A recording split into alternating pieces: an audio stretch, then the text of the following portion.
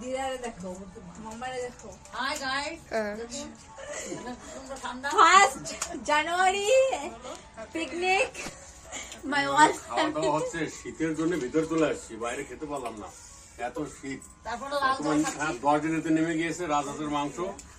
ঠান্ডার ভিতর মাংসটা খুব টেস্ট হয়েছে, বৌদি রান্না করছে। মাছের ঝোল মানে একদম কি বলবো, হোটেলের রান্না তো ভালো হয় না নাকি, তার চেয়েও ভালো হয়েছে। ঠিক আছে, বিরাট রান্না, বাস্তবে রান্না বিরাট। দিদা দিদা এদিকে তাকাও, দিদা দিদা দিদা এইদিকে তাকাও। হাই দাও দিদা কাছে, হাই হাই দাও। Finally guys okay phone. আমার খাওয়ার কোনো তোমরা খাও।